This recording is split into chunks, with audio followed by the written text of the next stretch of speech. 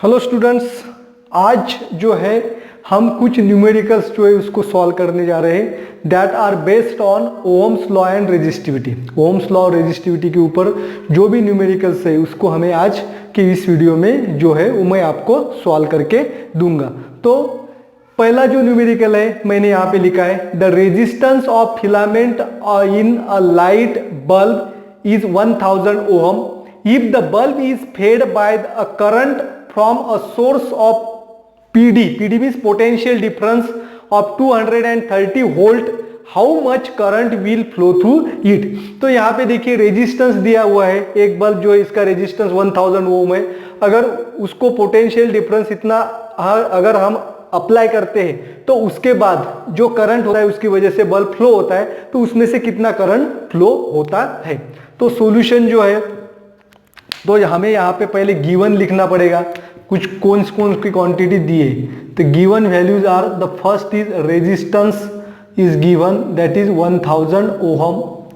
The second wheel potential difference that is V is equal to 230 volt और हमें निकालना है इलेक्ट्रिक करंट। तो ओम्स लॉ के बारे में हम जानते हैं, तो ओम्स लॉ को याद रखने के लिए, उसके फॉर्मूले याद रखने के लिए आप जो है इस सिंबल को याद रखिए। तो हमें I निकालना है, तो I जो निकालना है उसके लिए क्या फॉर्मूला यूज करना पड़ेगा। I इसको क्या कर दीजिए, आप छुपा दीजिए, हाइड कर दीजिए। तो I is equal to V upon R। तो हमें फॉर्मूला मिलता है solution I is equal to V upon R। अब देखिए V की वैल्यू है 230। अब सिंपल कैलकुलेशन हो गया, डिवाइडेड बाय 1000, 0 0 यहाँ पे कैंसिल हो जाएगा। अब 23 divided by 100 means 0.23 ampere. Therefore the electric current flow through the bulb is 0.23 ampere. तो इसको हम वर्ड में भी लिख सकते हैं, therefore current flows through filament of bulb is 0.23 ampere. The ampere is the unit of electric current. अभी हम सेकंड न्यूमेरिकल को देखेंगे। पहले तो हम जो है न्यूमेरिकल को पढ़ेंगे। The length of conducting wire is 50 centimetre and its radius is 0.5 millimetre. एक कंडक्टिंग वायर है, समझो ये वायर है जिसकी लेंथ दी है 50 सेंटीमीटर है और उसका रेडियस जो है, ये जो है उसकी रेडियस है 0.5 मिलीमीटर। रेजिस्टेंस 30 ओम है। What is the resistivity of material. तो रेजिस्टिविटी का फॉर्मूला हमें पता है, resistivity is equal to RA upon L, where R for resistance, A for area of this conducting wire, यानी कि एरिया ऑफ क्रॉस सेक्शन कितना है, उसका थिकनेस कितना है, और L मीन्स उसकी लेंथ क्या है। तो गिवन क्या है, हमें पहले तो लेंथ दी है, the length of conductor L is equal to 50 centimetre. तो 50 सेंटीमीटर जो है सेंटीमीटर का हमें कन्वर्शन करना पड़ेगा मीटर में। हमें पता है 1 metre is equal to 100 centimetre. तो 1 सेंटीमीटर बराबर क्या होते हैं, 10 टू द पावर -2 मीटर। तो 50 सेंटीमीटर के बराबर क्या होगा, 50 into 10 to the power -2 metre. तो सेकंड वैल्यू जो हमें दी है रेडियस, तो रेडियस इसका अर्थ है R, स्मॉल r। तो रेडियस जो है 0.5 मिलीमीटर। रेडियस मिलीमीटर में, तो उसका कन्वर्शन हमें मीटर में करना पड़ेगा। तो मीटर और मिलीमीटर का संबंध क्या है, 1 metre is equal to 1000 of millimetre. तो 1 मिलीमीटर इज इक्वल टू क्या होगा, 1 मिलीमीटर का अर्थ है 10 टू द पावर -3 मीटर। तो 1 millimetre is equal to 10 to the power -3, therefore 0.5 millimetre is equal to 0.5 into 10 to the power -3 metre. तो इसको हम point निकाल सकते हैं। तो यहाँ से पॉइंट एक डिजिट यहाँ शिफ्ट करेंगे तो यहाँ पे हो जाएगा 10 टू द पावर -2 मीटर, यानी कि it is multiplied by 10 to the power -2। Then तीसरी फिजिकल क्वांटिटी हमें दी है रेजिस्टेंस यानी R is equal to 30 ohm. और हमें निकालना है रेजिस्टिविटी, रो यानी रेजिस्टिविटी। तो रेजिस्टिविटी जो है वो क्या होगी, तो हमें फार्मूला पता है resistivity is equal to R A upon L. अब आर की वैल्यू दी है यानी कि रेजिस्टेंस, यल की वैल्यू दी है, लेकिन एरिया नहीं दिया है। तो एरिया का फॉर्मूला हमें पता है, area is equal to pi R square. तो आर रेडियस तो यहाँ पे दी है और पाई की वैल्यू है 3.14। तो इस वैल्यू को हम पुट करते हैं यहाँ पे, तो यहाँ फॉर्मूला बन जाएगा rho is equal to R, area means pi R square upon L. तो rho is equal to R की वैल्यू है 30, then pi 3.14, then radius R square, radius है यहाँ पे 5 multiplied by 3, 5 multiplied by 10 to the power, sorry यहाँ पे 10 to the power 4 होगा बच्चों, क्योंकि एक डिजिट अगर हम इधर शिफ्ट करते हैं तो it has been plus 10 to the power -1। तो 10 to the power -3 multiplied by 10 to the power -1 is equal to 10 to the power -4। तो here 10 to the power -4 square यहाँ पे हो जाएगा and it is divided by length. तो length है 50 into 10 to the power -2। अब इस फॉर्म में आ गया तो अब यहाँ पे कैलकुलेशन पार्ट जो है वो इजी। तो यहाँ पे 0 0 हम कैंसिल कर सकते हैं, 3 multiplied by 3.14 into 5 square means 5 multiplied bye 5, मैंने 5 स्क्वायर 25 नहीं लिखा क्योंकि 5 हम कैंसिल कर सकते हैं यहाँ पे, और 10 टू द पावर -4 का स्क्वायर होगा -8। तो यहाँ पे 5 multiplied by 10 to the power -2, ये 5 और ये 5 कैंसिल हो जाएगा। तो 3 by 5 15 multiplied by 3.14 into 10 to the power -8 multiplied by 10 to the power -2, इसको हम न्यूमेरेटर में लेंगे तो ये होगा 10 to the power 2, that is 10 square. तो यानी कि +2। अब 15 से इसे मल्टीप्लाइड करें, 15 4 जार 60, देन 1, देन 7 एंड 4। तो 2 डिजिट के बाद पॉइंट है, तो 47.10 into 10 to the power 8 -8 2 that is -6। तो यहाँ पे मिलती है हमें 47.1 इंटू 10 टू द पावर -5। आ गया समझ में? तो दिस इज द आंसर। तो यहाँ पे 44.71 हो जाएगा। यहाँ पे क्या है 47.10, तो हमने क्या किया है -5, तो यहाँ पे आएगा एक डिजिट जो है वो पॉइंट इधर शिफ्ट होता है, तो 4.71 is the resistivity. Therefore the resistivity of material, इसको हम वर्ड में लिख सकते हैं, therefore resistivity of material is 4.71 into 10 to the power -5 ohm metre. Resistivity का यूनिट है ओहम मीटर। आ गया समझ में? अब अच्छी तरह से इस न्यूमेरिकल को आप एक बार देख लीजिए। अब नेक्स्ट न्यूमेरिकल जो है इसको हम पढ़ेंगे। A current of 0.24 ampere flows through a conductor when potential difference of 24 volt is applied between its two end, what is its resistance. ये सिंपल न्यूमेरिकल है। इसमें करंट जो है वो 24 एम्पियर फ्लो हो रहा है, जबकि पोटेंशियल डिफरेंस 24 वोल्ट अप्लाई किया है, तो रेजिस्टेंस क्या होगा। तो पहले गिवन वैल्यू जो हम लिखेंगे, गिवन जो है फर्स्ट है करंट दिया हुआ है I is equal to 0.24 ampere. Then second potential difference जिसका सिंबल V है, इट इज 24 वोल्ट, 24 वोल्ट, और हमें निकालना है resistance R is equal to, formula तो हमें पता है, अब हमें R का फॉर्मूला निकालना है, तो R इज इक्वल टू क्या होगा V अपॉन I।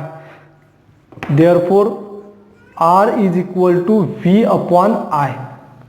तो अभी यहाँ पे V की वैल्यू दी है, R is equal to V की वैल्यू है 25 पोटेंशियल डिफरेंस वोल्ट और इलेक्ट्रिक करंट है 0.24। तो R is equal to 24 upon 0.24। तो 0.24 का अर्थ क्या होता है 24 divided by 24 multiplied by 10 to the power -2। 0.24 को हम ऐसे लिख सकते हैं, तो 24 24 are cancel, therefore R is equal to 1 raise to power 1 upon 10 to the power minus 2. 10 to the power minus 1 upon 10 to the power minus 2 means 10 to the power 2, that is 10 square. Therefore R is equal to 100 ohm. ये step जो है मैंने बढ़ाई है यहाँ पे, हम direct जो है इसका आंसर ये भी लिख सकते हैं। आगे समझ में, therefore the resistance is 100 ohm. आगे समझ में, इसको अब अच्छी तरह से देख लीजिए। अब ये न्यूमेरिकल देखिए, घबराई मत, न्यूमेरिकल बहुत बड़ा दिख रहा है लेकिन इट इज वेरी सिंपल है। पहले हम पढ़ेंगे इसे। Determine the current that will flow when a potential difference of 33 volt is applied between the two ends of appliances having a resistance of 110 ओम। इसका अर्थ क्या है, एक अप्लायंस है यानी कि एक इलेक्ट्रिक उपकरण है जिसका रेजिस्टेंस 110 है और उसको पोटेंशियल डिफरेंस अप्लाई किया है 33 वोल्ट, तो उसमें इलेक्ट्रिक करंट कितना फ्लो होगा। अब इसमें दूसरा पार्ट भी है, if the same current is flowing through an appliances having a resistance of 500 ohm, how much potential difference should be applied across to its two end. तो जो पहला उपकरण है जिसमें से जितना करंट फ्लो होगा, अगर उतना ही करंट दूसरे अप्लायंसेस में से फ्लो होगा कि जिसका रेजिस्टेंस 500 ओम है, तो उसका पोटेंशियल डिफरेंस क्या होता है। तो यहाँ पे दो कंडीशंस दिए हैं। तो पहले अप्लायंसेस में जो है गिवन, तो हमें इसको A1 A2 करेंगे। पोटेंशियल डिफरेंस फर्स्ट जो है V1 जो है वो 33 वोल्ट दिया हुआ है। द सेकंड R1 जो है 110 ओहम दिया है। तो हमें निकालना है यहाँ पे करंट कितना फ्लो होता है। अब सेम करंट दूसरे अप्लायंस में से फ्लो होते हैं, तो उसमें से I1 और I2 हम नहीं कहेंगे। तो फोर्थ जो कंडीशन है, तो यहाँ पे रेजिस्टेंस R2 हमें दिया है 500 ओहम। अब इतना जिस दूसरे अप्लायंसेस का रेजिस्टेंस 500 ओहम है, तो उस रेजिस्टेंस में से जितना करंट फ्लो होगा, ये पहले अप्लायंस में से जितना करंट की वैल्यू आएंगी, उतना ही करंट अगर इस रेजिस्टेंस से फ्लो होता है तो उसका पोटेंशियल डिफरेंस कितना होगा, यानी कि उस पोटेंशियल डिफरेंस को कहते हैं V2। आ गया समझ में। तो in first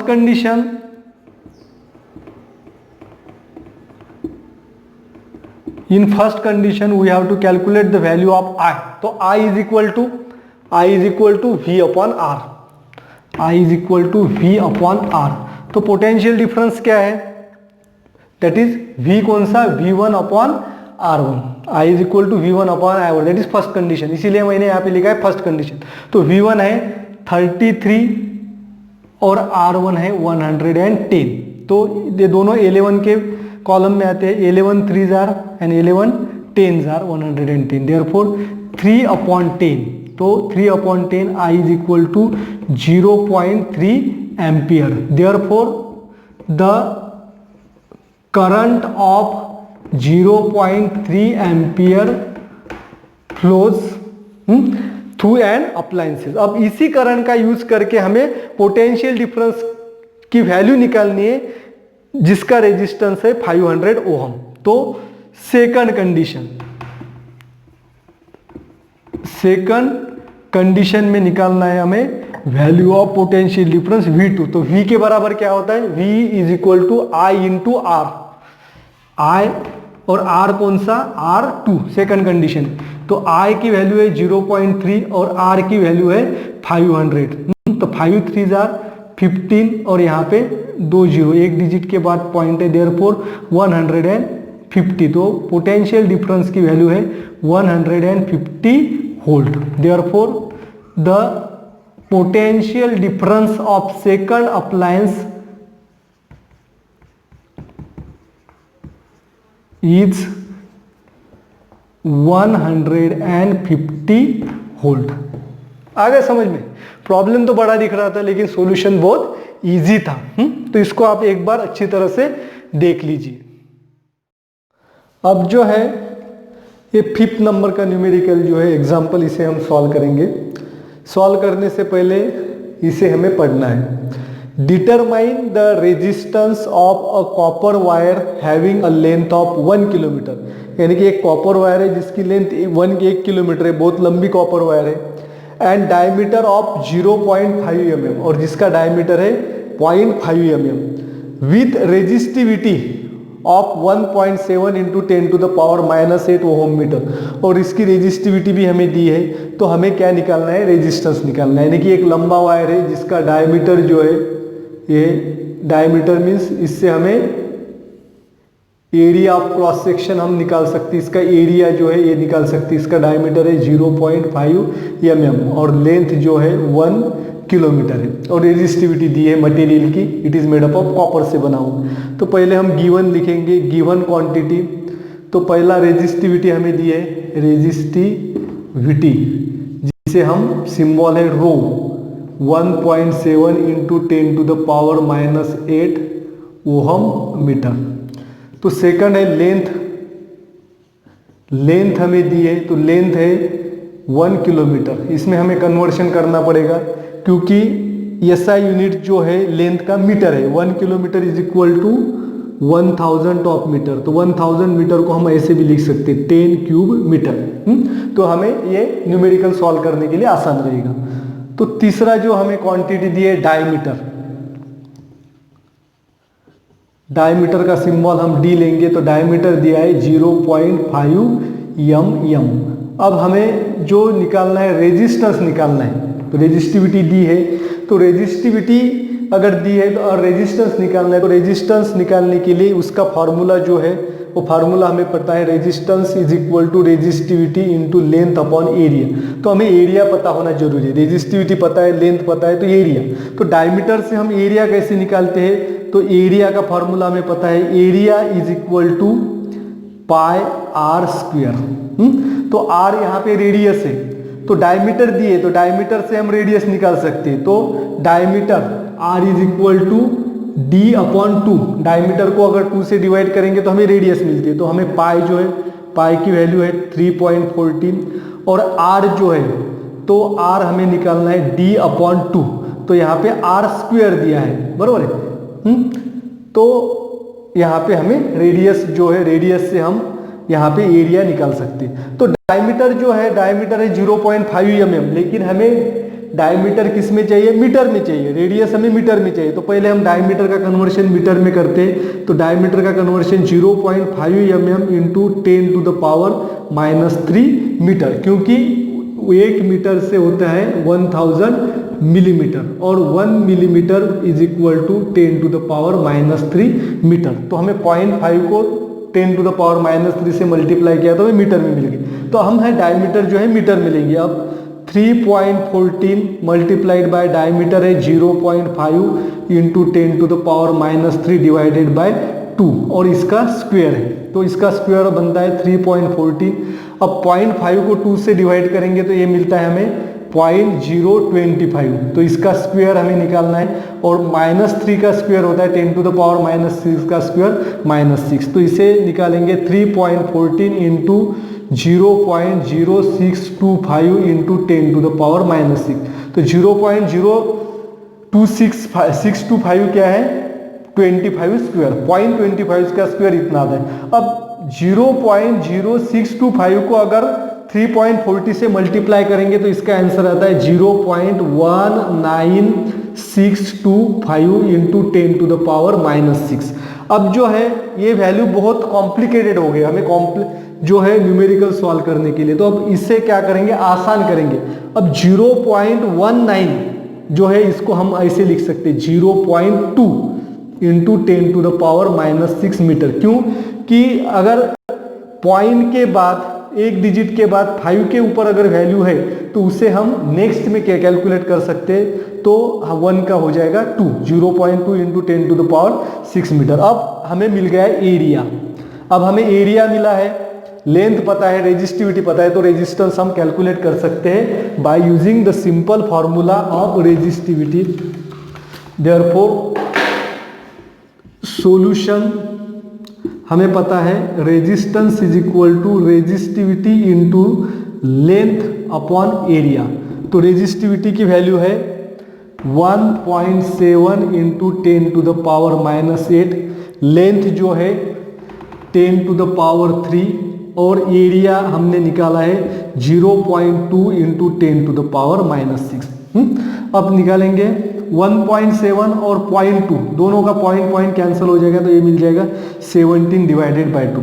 10 to the power -8 और +3, तो यहाँ पे मिलेगा हमें 10 to the power 8 - 3 that is -5 multiplied by 10 to the power -6 denominator में, और न्यूमरेटर में अगर 10 टू द पावर 6 जाते हैं तो वो क्या हो जाएगा plus, that is 10 to the power 6। अब 70 को 2 से डिवाइड करेंगे, 2 8 जार 16 पॉइंट देना पड़ेगा और 2 5 जार 10 multiplied by 10 to the power -5 और 10 टू द पावर 6, तो यहाँ पे मिलता है हमें -5 + 6 दैट इज 10। तो 8.5 मल्टीप्लाइड बाय 10, इसका अर्थ है 85.0, इसे 10 से हमने मल्टीप्लाई किया, तो रेजिस्टेंस जो हमें मिलता है 85 ohm. Therefore the resistance of copper wire is 85 ohm. आ गया समझ में? तो यहाँ पे रेजिस्टेंस जो है वो 85 है। अब इस न्यूमेरिकल को अच्छी तरह से आप एक बार देख लीजिए, तो हम नेक्स्ट न्यूमेरिकल जो है इसे सॉल्व करेंगे। अब अगला एग्जाम्पल जो है वो आपके सामने है, जिसे मैं पढ़ने जा रहा हूं। The resistance of 1 metre long nichrome wire is 6 ohm. 1 metre length की एक वायर है जिसका रेजिस्टेंस है 6 ohm. If we reduce the length of wire to 70 centimetre, अब जो वायर है इसको हमने रिड्यूस करके 70 सेंटीमीटर बना दिया, what will be its resistance, तो उसका रेजिस्टेंस क्या होगा। तो इससे पहले समझ लीजिए कि क्या है, एक वायर है जिसकी लेंथ है 1 मीटर और रेजिस्टेंस जो है वो है 6 ओम। आ गया समझ में? तो इसकी लेंथ जो है वो 1 मीटर है, बराबर है। अब 1 मीटर जो है तो उसको हमने रिड्यूस किया, तो उसकी लेंथ क्या की है, कम किया है, यानी कि इसको कट किया। अब इसकी लेंथ है 70 सेंटीमीटर, तो अब इसका रेजिस्टेंस क्या होगा। आ गया समझ में? अब देखिए, इसको हम कहेंगे पहली वायर है। अब 2 वायर बन गए हमने हमारे पास, पहली वायर जिसका लेंथ 1 मीटर है और उसको कट करने के बाद 70 सेंटीमीटर बन गए, तो इसके कंपैरिजन में हमें इसका रेजिस्टेंस निकालना है। Wire is made up of same material. तो अब देखिए, पहला जो वायर है गिवन में हम क्या लिखेंगे, पहली जो वायर है उसकी लेंथ जो है L1 जो है हम लिखेंगे, L1 is length of first wire before cutting, cut करने से पहले उसकी लेंथ थी 1 मीटर, और रेजिस्टेंस ऑफ फर्स्ट वायर यानी कि कट करने से पहले इसका रेजिस्टेंस था 6 ओहम।